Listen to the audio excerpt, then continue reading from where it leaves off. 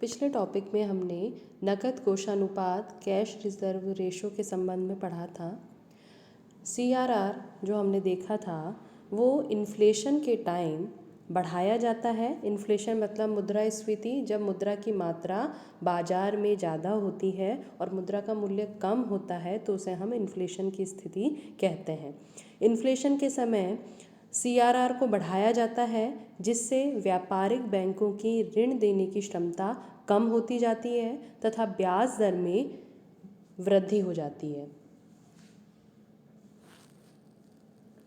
जिसके कारण ब्याज दर में वृद्धि होने से कोषों की जो मांग है या ऋण लेने की जो लोगों की इच्छा है वो कम हो जाती है और मुद्रा की पूर्ति या मुद्रा की मात्रा में कमी आती है।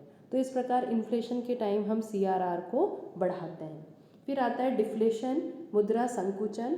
मुद्रा संकुचन मतलब बाजार में मुद्रा की मात्रा कम होना और मुद्रा का मूल्य ज़्यादा होना। तो मुद्रा की मात्रा कम होने से यदि हमें उसकी मात्रा को बढ़ाना है तो हम सीआरआर को कम करेंगे, क्योंकि सीआरआर कम करने से या नकद कोषानुपात में कमी करने से व्यापारिक बैंकों की साख सृजन करने की क्षमता में वृद्धि होती है। साख सृजन क्षमता मतलब ऋण देने की क्षमता में वृद्धि होती है।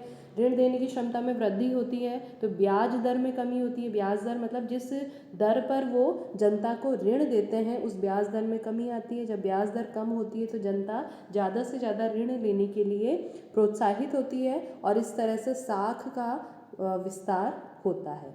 तो इस प्रकार सीआरआर इन्फ्लेशन के टाइम बढ़ाया जाता है और डिफ्लेशन के टाइम सीआरआर को कम किया जाता है। इसके बाद आता है हमारा वैधानिक तरल अनुपात या स्टैट्यूटरी लिक्विडिटी रेशियो। वैधानिक तरल अनुपात व्यापारिक बैंकों की कुल जमाओं का वह भाग होता है जिसे वे अपने पास लिक्विड एसेट्स अर्थात नकदी, कैश या ऑथोराइज्ड गवर्नमेंट सिक्योरिटीज़ के रूप में रखते हैं या अधिकृत सरकारी प्रतिभूतियों के रूप में रखते हैं। सीआरआर की तरह एसएलआर में भी वृद्धि करके मुद्रा की पूर्ति को देश की व्यापारिक आवश्यकता के अनुसार कम या ज़्यादा करके अर्थव्यवस्था में इन्वेस्टमेंट, प्रोडक्शन, एम्प्लॉयमेंट, इनकम और प्राइस लेवल मतलब निवेश, उत्पादन, रोजगार, आय तथा कीमत स्तर को प्रभावित किया जा सकता है।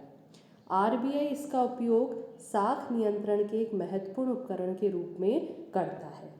एसएलआर में भी यदि हम बात करें तो इन्फ्लेशन के टाइम जब मुद्रा की मात्रा ज़्यादा होती है तो इन्फ्लेशन के टाइम एसएलआर को बढ़ाया जाता है जिससे व्यापारिक बैंकों की ऋण देने की क्षमता कम होती है और वो ब्याज दर बढ़ा देते हैं। ब्याज दर में वृद्धि करने से जनता कम ऋण लेती है और मार्केट में मुद्रा की पूर्ति में या मुद्रा की मात्रा में कमी आती है। इसी तरह से डिफ्लेशन के टाइम एसएलआर में कमी की जाती है जिससे बैंकों की ऋण देने की क्षमता में वृद्धि होती है। ऋण देने की क्षमता में वृद्धि होने से बैंक ब्याज दर में कमी करते हैं।